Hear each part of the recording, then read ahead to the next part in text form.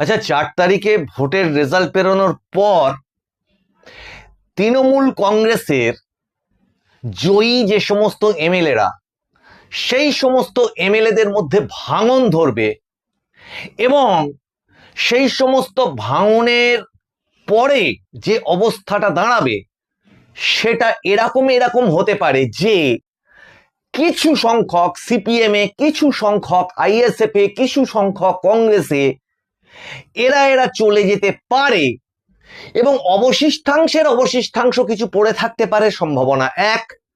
আর সম্ভাবনা 2, তারাই নিজেরা মিলে একটি আলাদা দল তৈরি করবে।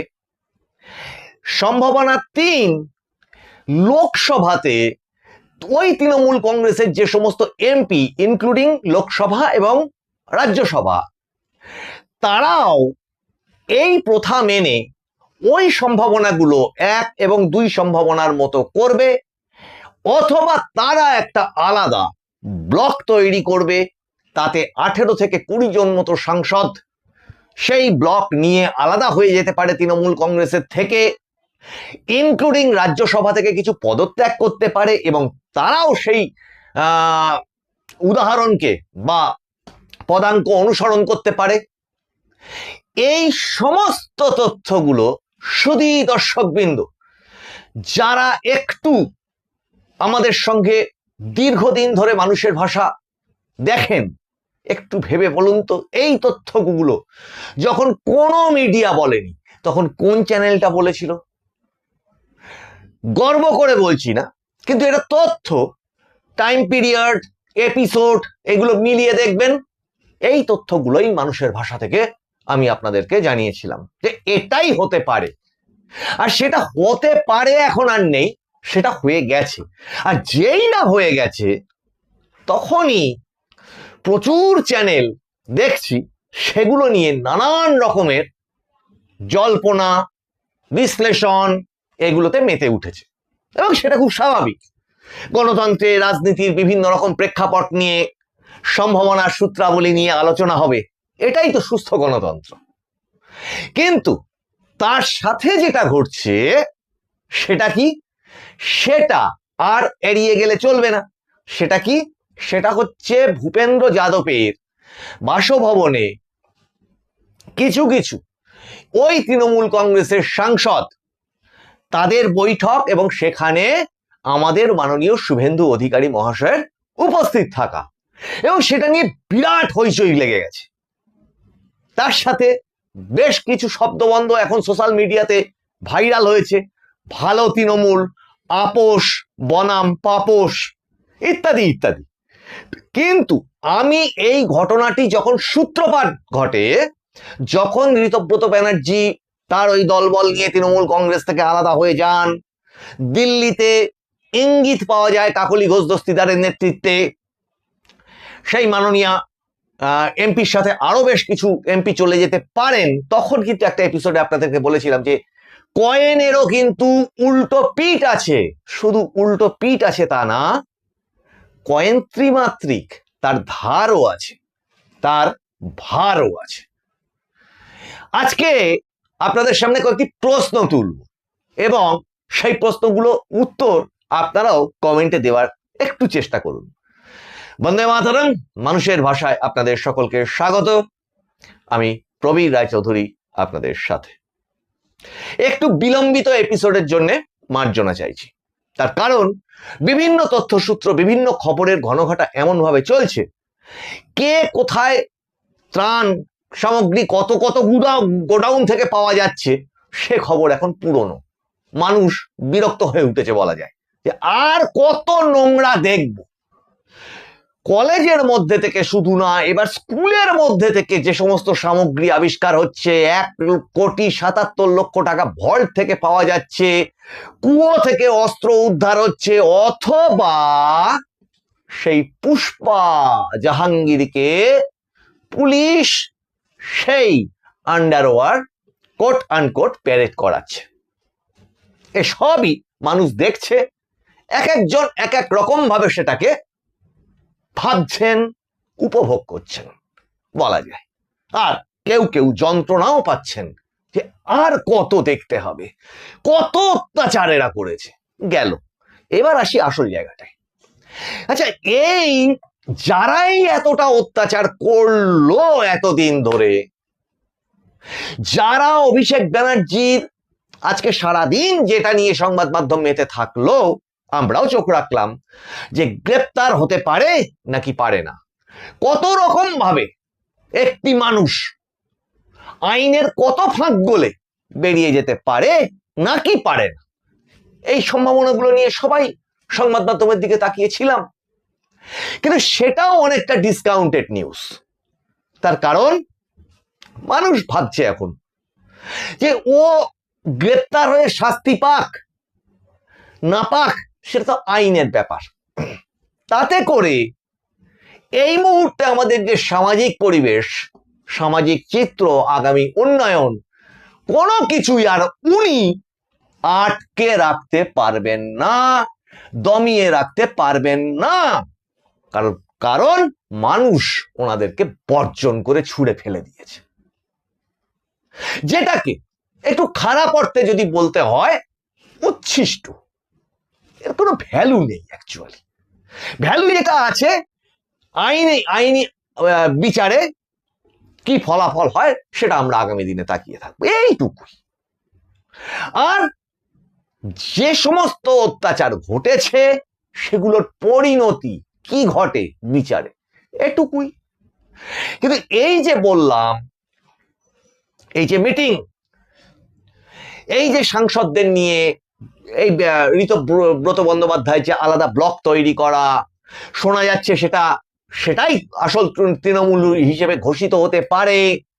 আবার ওদিকে মমতা বন্দ্যোপাধ্যায় এবং অভিষেক বন্দ্যোপাধ্যায় যে গিয়ে সোনিয়া গান্ধীর সাথে এবং রাহুল গান্ধীর সঙ্গে যে মিটিং করেছিলেন এবং শোনা গেছিল যে তিনি কংগ্রেসে যোগ দিয়ে দিতে পারেন, ফলত তৃণমূলটাই উঠে চলে গেল, যেখানে তৃণমূল কংগ্রেসের বাড়িটা পর্যন্ত, যে ভবনটা, সেটা নিয়ে পর্যন্ত তার মালিক বলেছে এবার ফেরত দাও। ফলত আর কিছু নেই, বলতে গেলে অস্তিত্ব বলে ওটার আর কিছু নেই।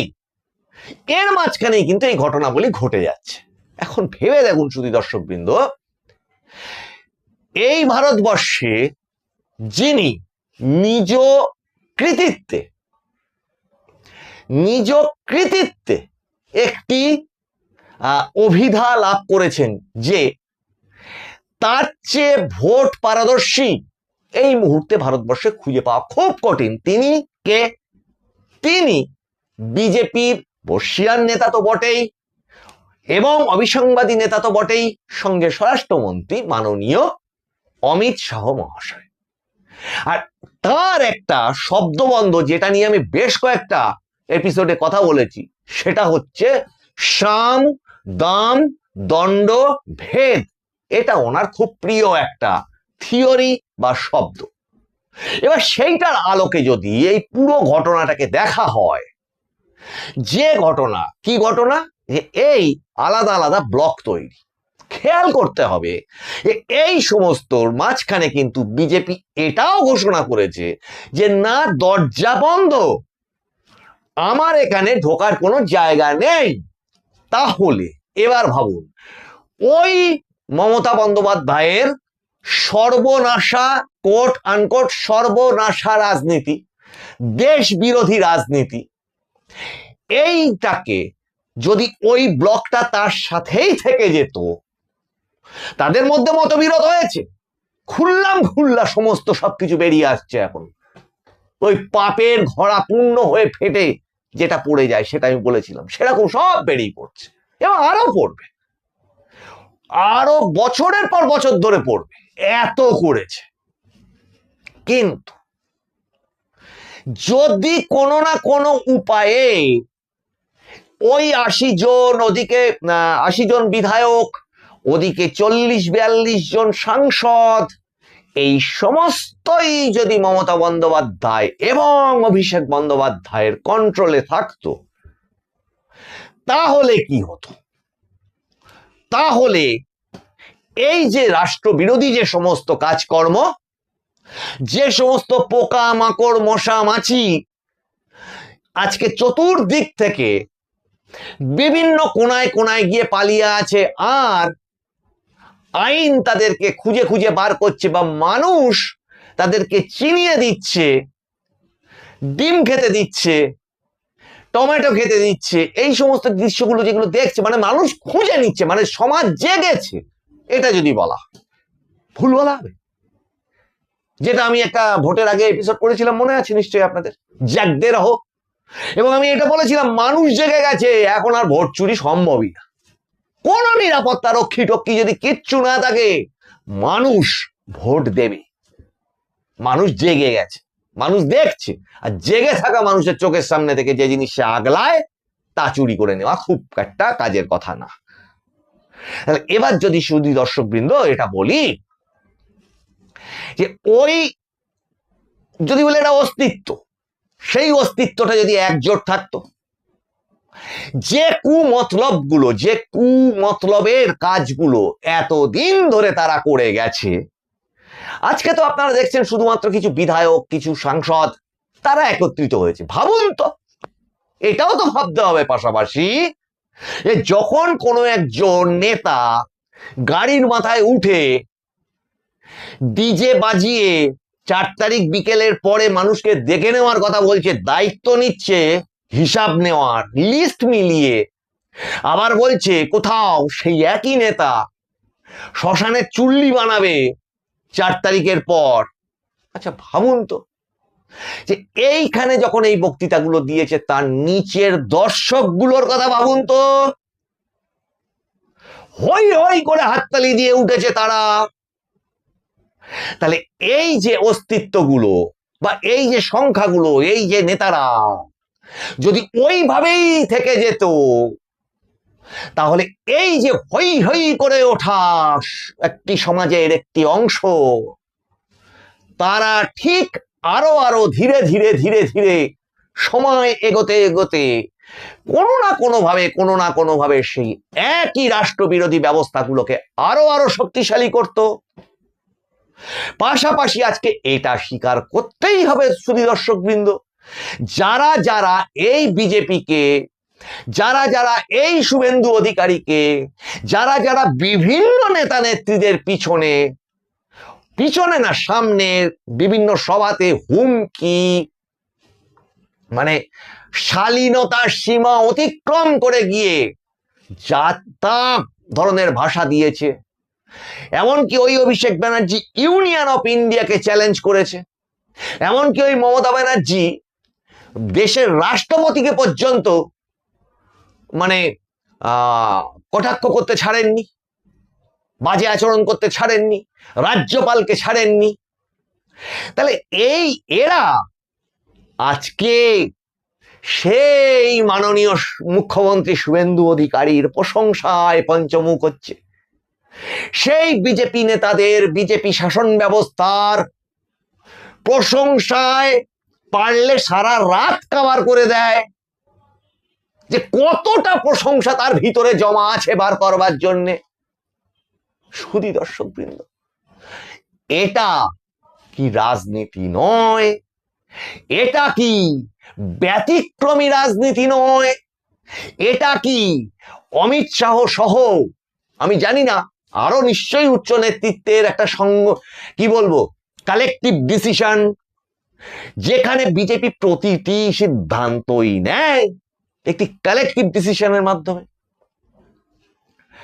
সামগ্রিকভাবে নেয়, সকলের মতের ভিত্তিতে তাতে মানে কি বলবো দলীয় সিদ্ধান্ত গৃহীত হয়, এবং সেই সিদ্ধান্ত গৃহীত হলে সবাইকেই সেই সিদ্ধান্ত মেনে চলতে হয়। আজকে এই শুভেন্দু অধিকারী মাননীয় মুখ্যমন্ত্রী, তিনি তার থেকে ভালো কে জানে যে তিনি কাদের কাদের থেকে অত্যাচারিত হয়েছেন, তার পার্টির কর্মীরা কোথায় কোথায় কোন কোন ব্লকে কে কে অত্যাচারিত হয়েছে, কতটা হয়েছে। তাহলে এতৎসত্ত্বেও এই উচ্ছিষ্টদের যদি এইভাবে আলাদা না করা হতো বা আলাদা না হতেন, তারা তাদের নিজেদের দলেই তারা থাকতে পারছেন না, এটাই তো বাস্তব। তারা যদি না হতো সেটা, তাহলে কি দাঁড়াতো? তাহলে আজকে কি মমতা বন্দ্যোপাধ্যায় অস্তিত্বের সংকটে এক প্রকার রাজনৈতিক ভিক্ষাপাত্র নিয়ে সোনিয়া গান্ধী আর রাহুল গান্ধীর কাছে গিয়ে দাঁড়াতেন, আজকে অর্থহীন হয়ে যেত কি তৃণমূল দলটা? না হতো। ওই সংখ্যা কিন্তু একটা রাজনীতি, সংখ্যাই কিন্তু সংসদীয় রাজনীতিতে অনেক কিছু মানে সবকিছুর ডিসিশন নেয়, সবকিছুরই সিদ্ধান্ত নির্ভর করে ওই সংখ্যায়। তাহলে আজকে ওই সংখ্যাটা তো থাকতো মমতা বন্দ্যোপাধ্যায়ের পাশে, অভিষেক বন্দ্যোপাধ্যায়ের পাশে, এবং উনি আরো কলার তুলে আরো মানুষকে আগামী দিনে হুমকি দেওয়ার সুযোগ পেতেন, এবং INDIA সংখ্যাটা মানে নামটা ভুলে গেলে চলবে না। ওই সংখ্যা নিয়ে ওই INDI জোটটাকে নিয়ে আরো কত কি রাজনীতি তো সম্ভাবনার সূত্রাবলী। তা সেই সম্ভাবনার সূত্রাবলীতে আগামী দিনে আর কি কি কেলেঙ্কারি ঘটিয়ে বসতেন তাই বা কে জানে। আর আজকে যেটা হলো, আজকে সংসদে NDA কে এই জোট, তাদের মধ্যেকার সেই জোট NDA কে সমর্থন দেবেন খুলাম ঘোষণা করেছেন। এমএলএদের কথা ঋতব্রত বন্দ্যোপাধ্যায়ের নেতৃত্বে যারা একজোট হয়েছেন তাদের সংখ্যা ধীরে ধীরে বাড়ছে, আরো বেড়ে যাবে, ভুল নেই।